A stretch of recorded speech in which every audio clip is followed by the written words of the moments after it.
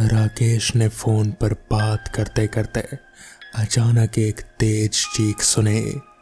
वो hello hello करता रहा, लेकिन दूसरी ओर से चीखने की आवाज ही आ रही थी। राकेश ने लगभग चीखते हुए कहा, रमा, क्या बात है? तुम चीख क्यों रही हो? सब ठीक तो है? लेकिन दूसरी ओर से किसी ने फोन काट दिया। उसके बाद राकेश लगातार फोन मिलाता रहा, लेकिन फोन ऑफ आ रहा था। राकेश अपनी पत्नी रमा से बात कर रहा था। वो अपने घर से लगभग 15 किलोमीटर दूर था। रात में उसके पास कोई साधन नहीं था कि वो घर पहुंच सके। आखिर क्या हुआ होगा रमा के साथ जो इतनी जोर से चीखी थी? यही सोचकर वो परेशान हो रहा था। उसे कुछ समझ नहीं आ रहा था। वो अपना बैग लेकर बाहर सड़क पर आ गया। अंधेरी रात में सुनसान सड़क पर उसे कोई नहीं दिख रहा था। वो कुछ देर खड़ा रहा, शायद कोई सवारी मिल जाए, लेकिन जब कुछ ना दिखा तो वो अपने घर की ओर पैदल ही चल दिया। राकेश बहुत घबराया हुआ था। फिर एक जगह रुककर उसने दोबारा फोन मिलाया, लेकिन अभी भी फोन ऑफ ही था। सुनसान सड़क पर उसे चलते हुए डर भी लग रहा था। वहां स्ट्रीट लाइट बहुत दूर दूर पर थे, बाकी सड़क पर अंधेरा था। तभी उसे किसी के रोने की आवाज सुनाई दी। राकेश ने इधर उधर देखा, लेकिन वहां कोई नहीं था। वो आगे बढ़ गया और तेज कदमों से उस स्ट्रीट लाइट की ओर चल दिया। जैसे जैसे वो आगे बढ़ रहा था, किसी औरत के रोने की आवाज उसके कानों में आ रही थी।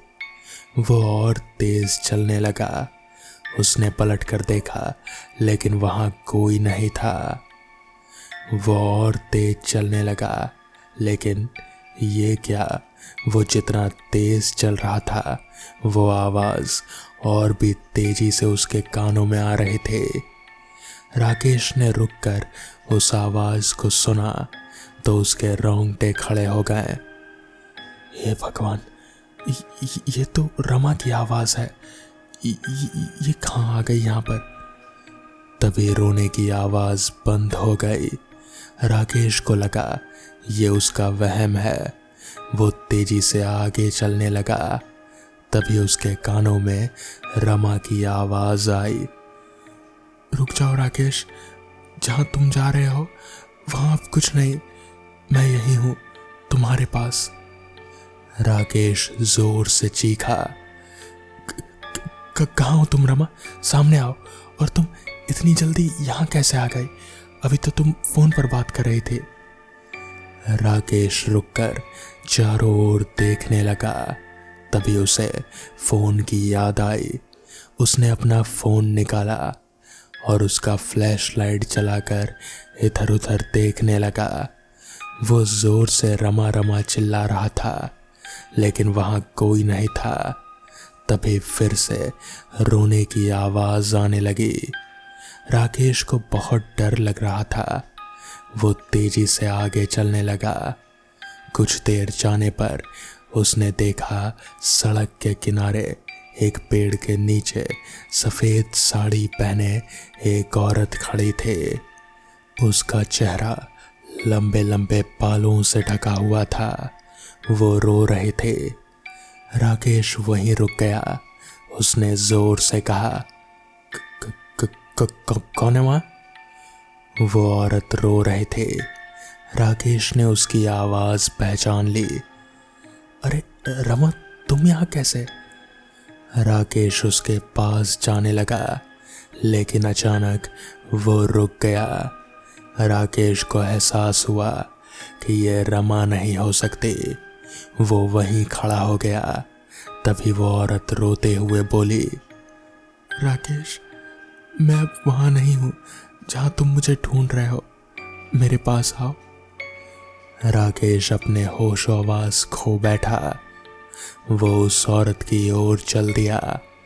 पास जाकर उसने देखा उसके हाथ बिल्कुल काले थे। राकेश ने उसके पैरों की तरफ देखने की कोशिश की, लेकिन वो अंधेरे में उसके पैर देख नहीं पाया। तभी तेज हवा के झोंके से उसके चेहरे से बाल हट गए। राकेश ने जैसे ही उसका चेहरा देखा, उसकी चीख निकल गई। इस गहरे सन्नाटे में उसकी तेज चीख से पूरा माहौल गूंज गया। भयानक काला चेहरा, लंबे दांत जिन पर खून लगा था, जैसे वो अभी किसी का खून पीकर आई हो। राकेश उसे देखते ही बेहोश होकर जमीन पर गिर गया। बंद होती आंखों से राकेश बस इतना ही देख पाया कि वो जोर जोर से हंस रहे थे। राकेश की आंख खुले तो वो अस्पताल में बेड पर लेटा था। उसने उठने की कोशिश की, लेकिन वो उठ नहीं पाया। उसके बदन पर कई जगह पट्टियां बंधी थी। राकेश ने देखा उसके हाथ पर प्लास्टर चढ़ा हुआ है। तभी डॉक्टर ने आकर कहा, बहुत किस्मत वाले हो आपका एक्सीडेंट हुआ और आप बच गए। वैसे कैसे हुआ था आपका एक्सीडेंट? राकेश ने आश्चर्य से डॉक्टर की तरफ देखा। नहीं डॉक्टर, मेरा तो कोई एक्सीडेंट नहीं हुआ था। उस सड़क पर उस समय कोई नहीं था। तभी एक पुलिस इंस्पेक्टर अंदर आया। उसने कहा, वहां से कुछ लोग कार से जा रहे थे, वहीं तुम सड़क के किनारे खून से लथपथ पड़े थे। हमें लगा किसी ने अंधेरे में तुम्हें टक्कर मार दी। राकेश ने बताया, नहीं इंस्पेक्टर साहब, ऐसा कुछ नहीं हुआ। वो एक सफ़ेद साड़ी वाली औरत, वो पहले मेरी पत्नी की आवाज़ में रो रहे थे। मैं उसके पास गया तो मैंने देखा वो बहुत भयानक थी। मैं बेहोश हो गया और फिर कुछ याद नहीं। इंस्पेक्टर ने कहा, ओहो, तो आप भी उस डैन के शिकार हो ही गए। वो अक्सर लोगों को ऐसे ही अपना शिकार बनाती है और जान से मार देती है। आपकी किस्मत अच्छी थी कि आप बच गए। राकेश ने कहा, इंस्पेक्टर साहब, मेरी पत्नी का पता लगाइए। कल उसका फ़ोन आया था, फिर फ़ोन पर उसकी चीख सुनाई दी और फ़ोन कट गया। ये सुनकर इंस्पेक्टर ने कहा, आप उनका नंबर बताइए और अपने घर का पता भी बताइए। मैं किसी को वहाँ भेजकर पता करवाता हूँ। राकेश से पता लेकर पुलिस राकेश के घर पहुँचती है। वहाँ उसकी पत्नी की लाश रखी थी। ये देखकर पुलिस वालों ने आसपास के लोगों से पूछा तो एक ने बताया, कल हमने इसके चीखने की आवाज़ सुनी थी। जब हम पहुँचे तो इसके शरीर पर कई घाव थे जिनसे खून बह रहा था। हम इसे अस्पताल ले गए, लेकिन इसने दम तोड़ दिया। इसका फ़ोन भी गिरकर टूट गया। अब तो इसके पति राकेश का इंतज़ार कर रहे हैं। तो एक पुलिस वाले ने कहा, इनका कोई रिश्तेदार तो होगा, कोई अंतिम संस्कार कर दीजिए। इनके पति का भी अभी एक्सीडेंट हो गया है, वो नहीं आ पाएंगे। वहाँ से आकर उन्होंने इंस्पेक्टर को सारी जानकारी दी। इंस्पेक्टर ने राकेश से बात की। राकेश, तुम्हारी पत्नी ठीक है, लेकिन हमने उसे तुम्हारे बारे में कुछ नहीं बताया। तुम ठीक हो जाओ, तब अपने घर जाकर बता देना। ये कहकर इंस्पेक्टर बाहर चला गया। उसने डॉक्टर से कहा, इसकी पत्नी मर गई, लेकिन ये बात इसे मत बताना। लेकिन अचानक ये सब हुआ कैसे, कुछ पता नहीं लग पा रहा। तो डॉक्टर ने कहा, इंस्पेक्टर साहब, ऐसे कई केस मेरे पास आते रहते हैं। यही पास के गांव के सरपंच जोगिंद्र सिंह है, आप उनसे बात कीजिए, वो ही कुछ बताएंगे। अगले दिन इंस्पेक्टर सरपंच जोगिंद्र सिंह के घर पहुंच जाते हैं। सारी बात सुनने के बाद जोगेंद्र सिंह ने कहा, ऐसा कई बार हो चुका है, आप शायद यहाँ नए आए हैं। ये एक डायन है जो लोगों को अपना शिकार बनाती है। वो जब फ़ोन पर बात कर रहे होते हैं तो उनसे सुन लेती है, जिसे वो अपना शिकार बनाती है। पहले वो उससे प्यार करने वाले को मार देती है और फिर अपना उसे शिकार बना लेती है। तो इंस्पेक्टर ने कहा, लेकिन वो आदमी तो जिंदा है, बहुत चोट लगी है उसे। लेकिन तो जोगेंद्र सिंह ने कहा, किस्मत अच्छी थी जो वो बच गया। वो जब उसे मारने वाली होगी शायद तभी वहाँ वो लोग आ गए होंगे जो उसे अस्पताल ले गए। कुछ दिन में राकेश चलने फिरने लायक हो गया। इंस्पेक्टर उसे अपनी गाड़ी में बिठाकर उसके घर ले गए। पत्नी की मौत का पता लगते ही राकेश फूट फूट कर रोने लगा। इंस्पेक्टर साहब, आपने मुझसे झूठ बोला। मेरी रमा तो पहले ही जा चुकी थी। इंस्पेक्टर ने कहा, वो औरत जिसने तुम पर हमला किया वो एक डायन थी। मैंने उसके बारे में पता किया। उसके जब वो जिंदा थी तो उसके प्रेमी ने उसे छोड़ दिया, जिसकी वजह से उसने खुदकुशी कर ली। बाद में उसने अपने प्रेमी को भी मार डाला। तब से जब वो किसी भी दो प्यार करने वाले के बारे में सुनती है तो उन्हें मार देती है। तुमसे पहले भी कई ऐसे केस हो चुके हैं। राकेश को गहरा सदमा लगा था। वो अब सारे दिन घर बंद करके अंदर ही बैठा रहता था। रात में वो उस औरत को सपने में देखता था। एक दिन इंस्पेक्टर को पता लगा कि राकेश मारा गया। वो जब घर पहुंचा तो आसपास वालों ने बताया कि वो रात को उस औरत के दिखने का दावा किया करता था। वो उससे कहता था कि वो औरत उसे भी ले जाए अपने साथ, उसे भी मार डाले। आज हमने देखा तो उसका घर खुला पड़ा था और उसकी लाश जमीन पर पड़ी थी। इंस्पेक्टर और जोगेंद्र सिंह जी दोनों बात कर रहे थे। तो इंस्पेक्टर बोला, क्या कभी इस डायन के खौफ से यहाँ के लोगों को आज़ादी मिल भी पाएगी? तो जोगेंद्र सिंह ने कहा, पता नहीं, हम तो बस लोगों को समझाते हैं कि रात होते ही अपने घर के खिड़की दरवाजे बंद कर लो और चुपचाप सो जाओ। किसी से बात मत करो, क्योंकि वो अपना शिकार किसी की बात सुने बिना नहीं करती। आज भी उस सड़क पर चारों ओर सन्नाटा रहता है, मौत का सन्नाटा। तो दोस्तों, ये थी आज की पहली कहानी। तो चलिए बढ़ते हैं आज की दूसरी कहानी की ओर। मनोज और प्रेरणा की शादी को अभी 1 साल ही हुआ था। मनोज एक कारखाने में काम करता था, प्रेरणा घर संभालती थी। एक दिन मनोज शाम को घर आया तो प्रेरणा ने कहा, सुनो जी, आज घर का सामान लेने जाना है। ये सुनकर मनोज बोला, ठीक है, तुम चाय बना लो, पीकर चलते हैं। प्रेरणा चाय बना लाई। दोनों चाय पीकर सामान लेने निकल पड़े। अंधेरा हो गया था। मनोज प्रेरणा को साइकिल पर बैठाकर बाजार में पहुंच जाता है। सारा सामान खरीदकर दोनों वापस चल देते हैं। अब कुछ दूर ही गए थे कि साइकिल का टायर पंचर हो जाता है। दोनों साइकिल से उतरकर पैदल चलने लगते हैं। सर्दी का समय था।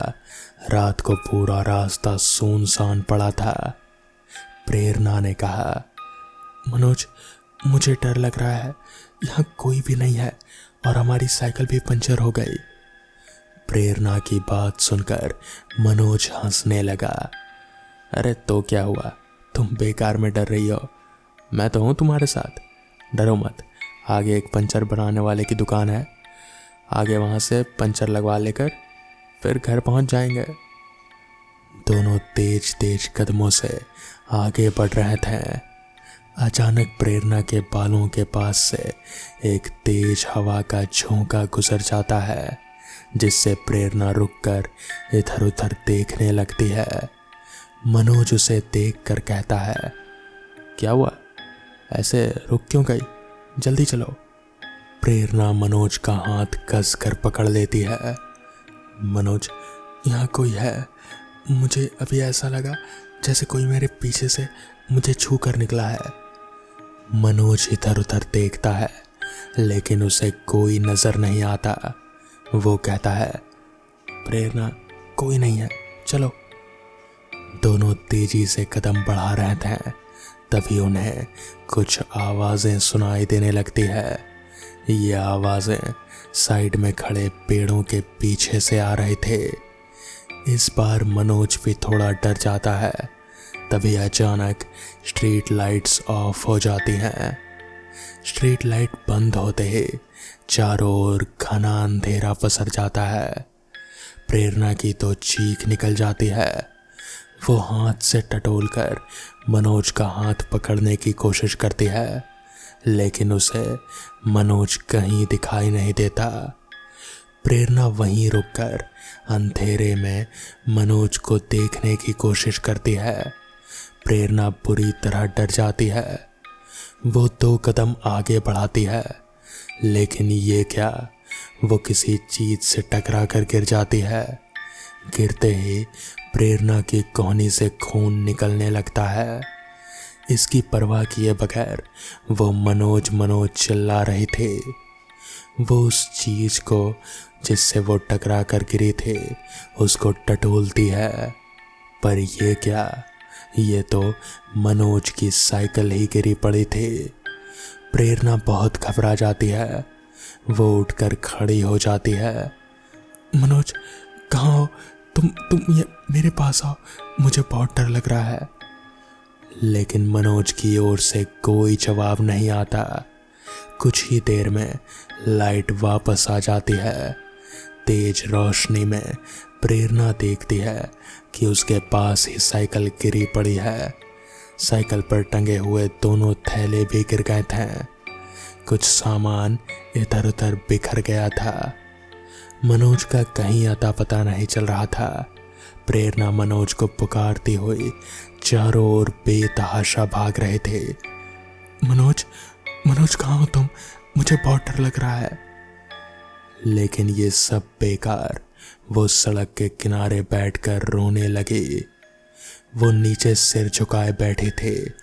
तभी किसी ने उसके कंधे पर हाथ रखा। प्रेरणा ने पलट कर देखा। उसके बराबर में मनोज खड़ा था। मनोज, तुम कहाँ चले गए थे? मैं कब से तुम्हें पुकार रही हूँ। जानते हो मैं कितना परेशान हो गई थी। प्रेरणा खड़ी हुई और मनोज से लिपट गई, लेकिन मनोज ने कोई जवाब नहीं दिया। उसने प्रेरणा को अपने से अलग किया और बोला, चलो घर चलते हैं। मनोज ने साइकिल को सीधा किया, उस पर बचे हुए सामान का थैला टांगा और घर की ओर चल दिया। प्रेरणा को उसका व्यवहार कुछ बदला हुआ सा नजर आ रहा था। प्रेरणा उसके पीछे पीछे चल रहे थे। प्रेरणा के मन में कई सवाल उमड़ रहे थे। मनोज कहाँ गया था? वो इतने गुस्से में क्यों है? उसने मुझसे अच्छे से बात भी नहीं की और अब वो किसी बात का जवाब भी नहीं दे रहा। रास्ते में प्रेरणा ने कई बार मनोज से सवाल किए, लेकिन मनोज चुपचाप सिर झुकाए चले जा रहा था, जैसे उसे प्रेरणा से कोई मतलब ही नहीं था। मनोज के इस व्यवहार से प्रेरणा बहुत परेशान हो गई। घर पहुंचकर प्रेरणा किचन में खाना बनाने चली गई। मनोज अपने कमरे में जाकर सो गया। प्रेरणा उसके लिए खाना बनाकर लाई, लेकिन उसने दरवाज़ा नहीं खोला। काफ़ी आवाज़ देने पर भी जब वो नहीं जागा तो प्रेरणा बाहर ही चादर बिछाकर सो गई। सुबह प्रेरणा ने मनोज से बात करने की कोशिश की तो वो गुस्से में बोला, मैं तुझसे नफरत करता हूँ, दूर रह मुझसे। मनोज की आंखें लाल अंगारों की तरह दहक रहे थे। प्रेरणा बहुत डर गई। उसने कुछ नहीं कहा। मनोज अपने काम पर चला गया।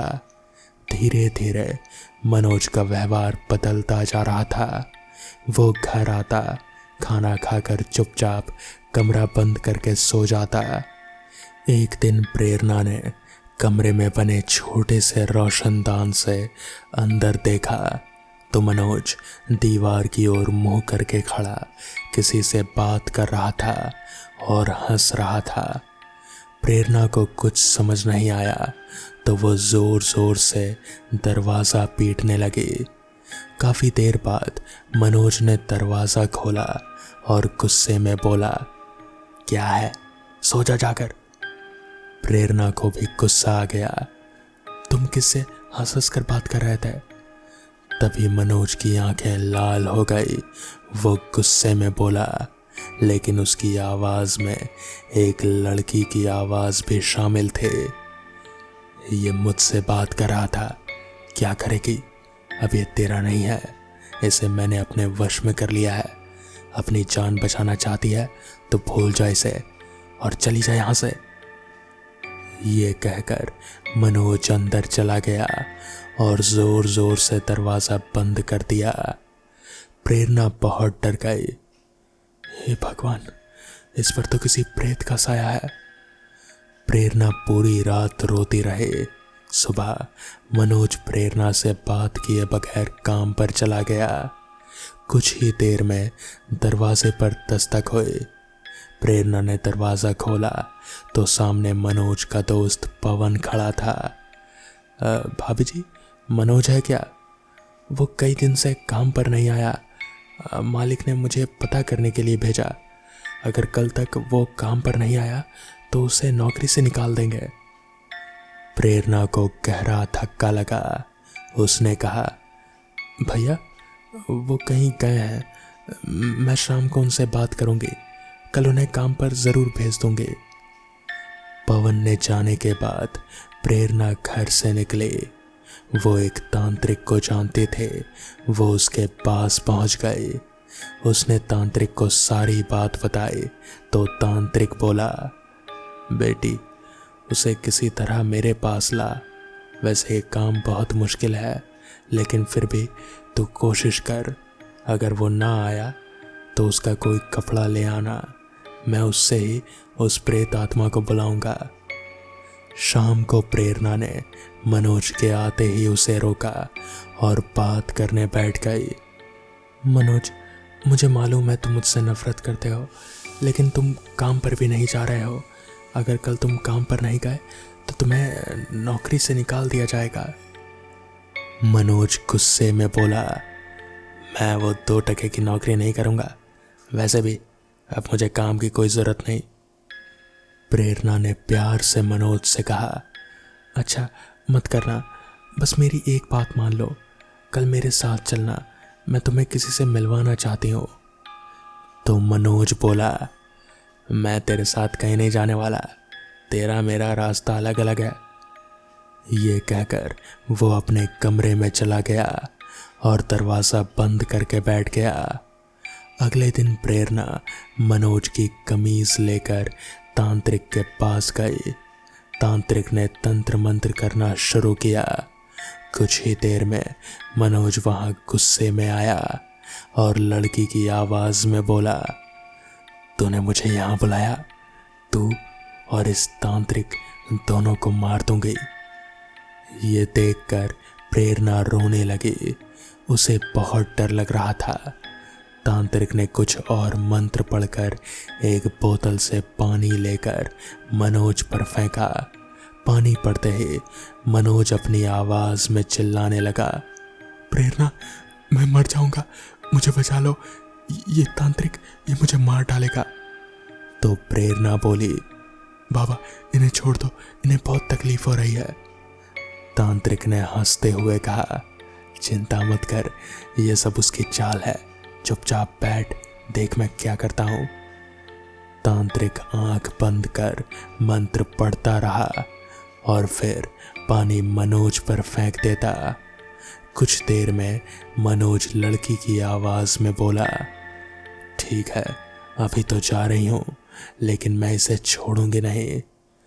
मनोज बेहोश होकर वहीं पर लुढ़क गया तो तांत्रिक बोला, जा ले जा इसे अपने घर।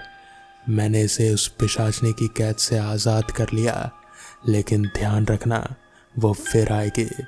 पिशाचनी इससे प्यार कर बैठी है, वो इतनी आसानी से इसका पीछा नहीं छोड़ेगी। जब भी तुझे इसका व्यवहार बदला नजर आए, तुरंत मेरे पास आ जाना।